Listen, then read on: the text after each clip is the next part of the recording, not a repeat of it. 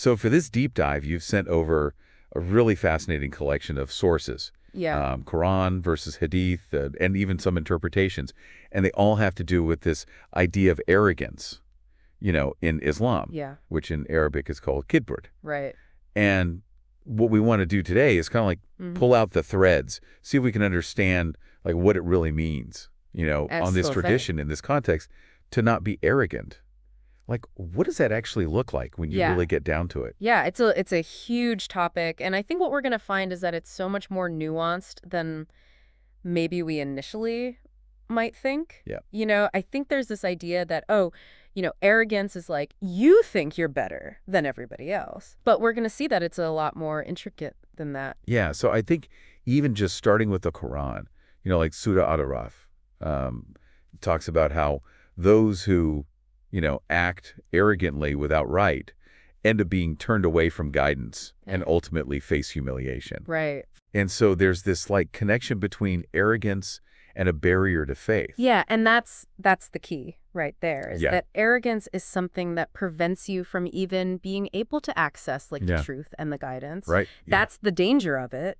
And what's interesting too is that it's not just, it doesn't just say like, oh, they went astray or whatever. Right. It uses this really strong language about being turned away, or, their faces being turned away. Yeah. So it's like, an actor. like repulsion. Like they are repulsive to God because of their arrogance. And then you get like Surah Luqman, which really gets down to the specifics, and talks about how you shouldn't turn your cheek in contempt. You shouldn't walk with an air of superiority. Like, it's not just about your feelings, it's about your actions. Totally, yeah. And I think, for me, when I read those descriptions of like turning their cheek or like walking in this particular way, it really highlights how arrogance manifests in our physical bodies too. Yeah. It's not just an internal feeling, it's actually expressed through our... It changes how you... It changes, yeah, exactly. Like the way you move through the world communicates either humility or arrogance. Yeah, and then there's that, short but really powerful statement in Surah An-Nur. Oh, yeah. Where it just says like, he does not like the arrogant.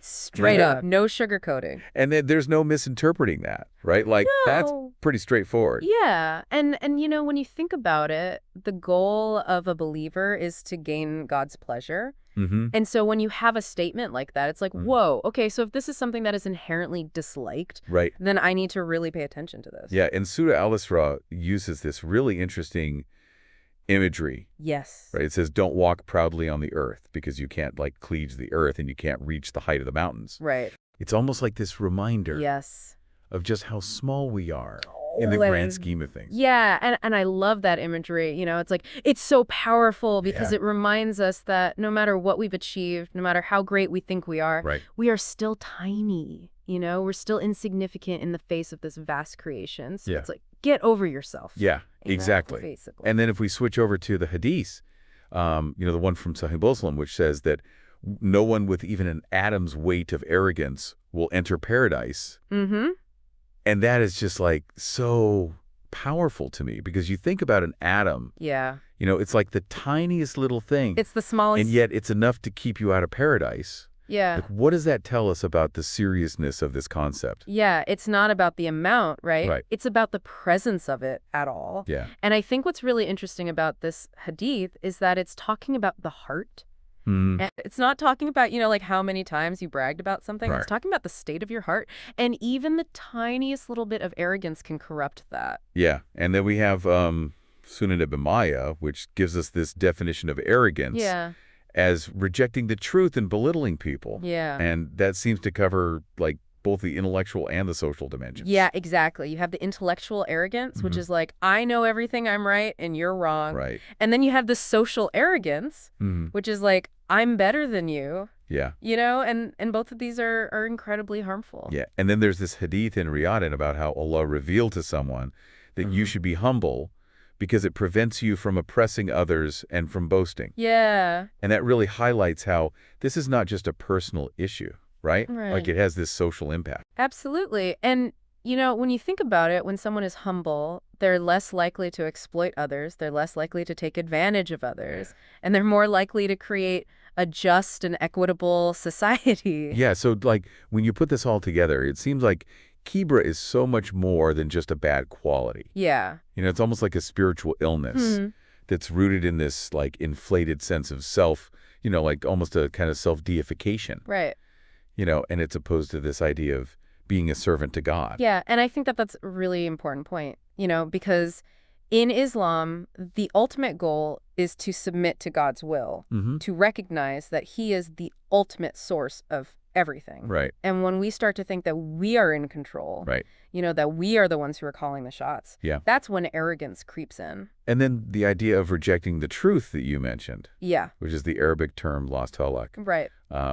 That's like so clearly illustrated in the story of Iblis. Oh, yeah. When he refuses to prostrate to Adam. The classic example. Right. And it says that in Quran. Yeah. And his arrogance was like the direct cause of his downfall, Totally. And, I think that story is so powerful because it shows us that arrogance can even lead to rejecting a direct command from God, and that's the scary thing. Right. It can blind us to the truth. And then the social toxicity aspect of it, the Jonahanas. Right. Where you're looking down on people. That's so damaging because it creates this division. It's like the opposite of unity. Yeah. Right? Because you're basically saying, like, I'm better than you. Yeah. And that creates this hierarchy, which is completely against, the Islamic principle of equality of all believers in the eyes of God.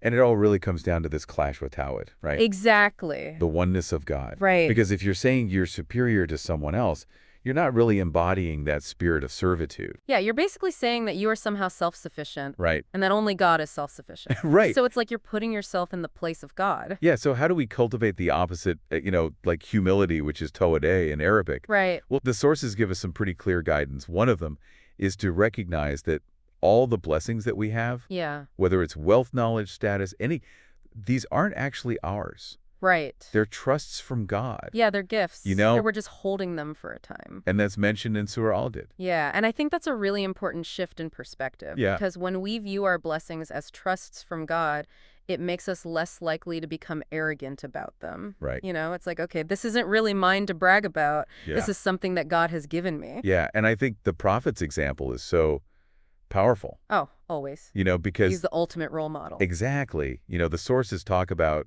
how he would mend his own clothes. He would sit on the ground. He would interact with everybody, no matter their social standing. Right.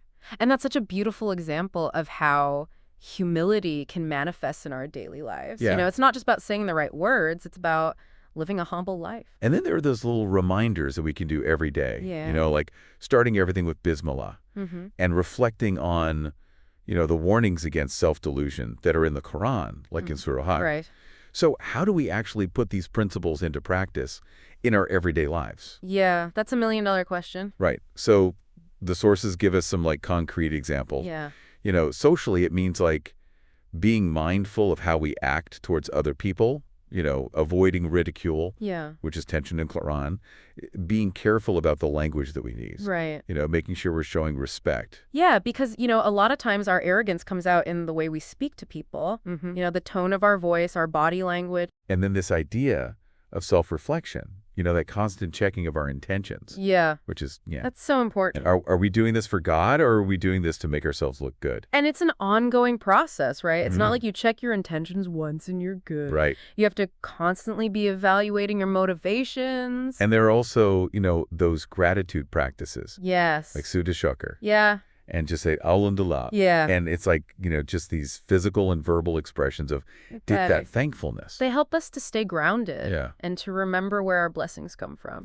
And then this idea of like engaging in community service anonymously. Woo, yeah. Like where you're not doing it for recognition. I love that one. But you're just doing it for the sake of doing good. Yeah, because it's so easy to get caught up in wanting credit for our good deeds, but when we do things anonymously, it's like a pure expression of our love for God. Yeah, so the source is also kind of clarifying some of the misunderstandings around this idea of arrogance.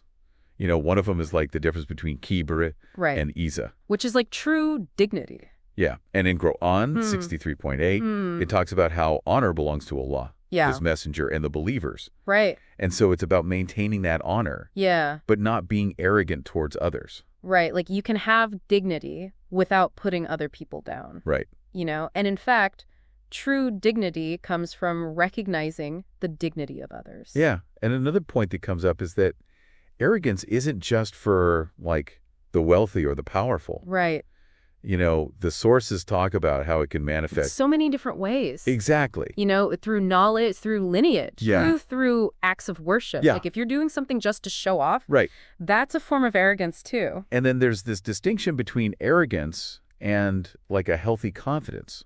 Right. Which is, yeah. And Quran talks about how we should trust in God. And that can give us this confidence, but it shouldn't lead us to become arrogant. Right. It's about trusting in God's plan, right. Not in their own abilities. Yeah. And I think the sources also give us this really helpful, systematic way of understanding this whole concept. Like one of the terms that comes up is ontological humility. Yeah. Which basically means recognizing that we're all servants of God. Yeah. Right. And that we all come from the same source. Yeah. And Quran actually talks about that. It says that we were all created from a single soul. Right. So we have this fundamental equality. Yeah. And so that should create this natural humility. Yeah. It's like if you think about an orchestra, you have all these different instruments, but they're all working together to create this beautiful music. Right. And in the same way, we are all different. Yeah. But we're all part of this greater whole. And then there's this concept of epistemic humility, which is about recognizing that divine revelation is more important than our own opinions. Absolutely. And there's that quote by Imam Malik. Oh, yeah. It says, every person's statement can be accepted or rejected except the prophet clause. That's a good one. Yeah, and it's like,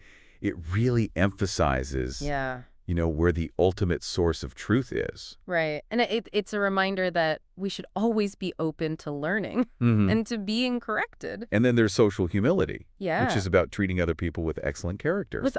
Yes, and the hadith in Bukhara says that good character is one of the signs of the best people. Yeah. And, when we're humble, it naturally comes out in the way we interact with others. Yeah. We're more patient, we're more kind, we're more forgiving. And then the sources bring us back to some of those core reminders. They highlight that story of Iblis from Surah Al-Baqarah, as this ultimate example of where arrogance can lead. Right. It's like the cautionary tale of what not to do. And then that prohibition against walking arrogantly, which is mentioned in Surah Al-Husra 17.18, Surah Al-Luqman. That idea that even our body language can convey this sense of arrogance or humility. Yeah, it's like walk humbly on the earth. And then we're reminded about that hadith, about the mustard seed of arrogance from Sahih Muslim. That one's powerful. Even that tiniest little amount can have such a huge impact. And it's a reminder that we have to constantly be vigilant against arrogance. Right. It's not something that we can just get rid of once and for all. And the hadith about humility in Sahih Muslim talks about how we should avoid boasting and avoid oppressing others. Right. And so it's kind of connecting it back to that social impact again. Yeah. And I think it's a beautiful reminder that humility is not just good for our own spiritual well-being, but it's also good for society as a whole. And the sources are constantly reminding us that all of our achievements, all of our blessings come from God. Everything. And so gratitude is like the key. Yeah. Without God, we are nothing. And so everything that we have is a gift from him. And so much of this comes down to that self-examination, that we've talked about. Inner work. Yeah, like actively cultivating humility. Right. Treating others with respect. Like, these are the things that we can actually do on a daily basis. And it's not always easy, but it's so worth it. And the sources talk about how getting involved in the community, having open dialogue, and practicing gratitude, that these are all things that can help us combat this. Yeah, because they help us to stay connected to something bigger than ourselves. Yeah. And that's really important. And then finally, that distinction between a healthy confidence that comes from our faith. Yeah. And arrogance, making sure we're attributing our success to God's grace, not to ourselves. Right. It's like recognizing that our abilities are gifts, and not something that we earn on our own. Yeah, so I think this deep dive into all these sources has really shown us that arrogance is this serious spiritual threat. Yeah. And that humility is a really important moral obligation. And it's not just about, feeling good about ourselves. It's about creating a better world. Yeah, so as we wrap this up, it seems like the core message is that arrogance, is like this poison. Yeah. And that the antidote is talhu. Humility. That's the key. Yeah. It's the key to everything. So here's a question I think for all of us to consider. How can we identify and dismantle those subtle ways that arrogance shows up in our lives, in our thoughts, in our words, in our actions. Right. And how can we consciously cultivate that deeper sense of humility in our daily lives? Yeah. I think that's something for all of us to really reflect on. Absolutely. Moving forward. Food for thought. Yeah. For sure. Thanks for joining me today. It's been a really great conversation. Yeah, this was awesome. Thanks for having me.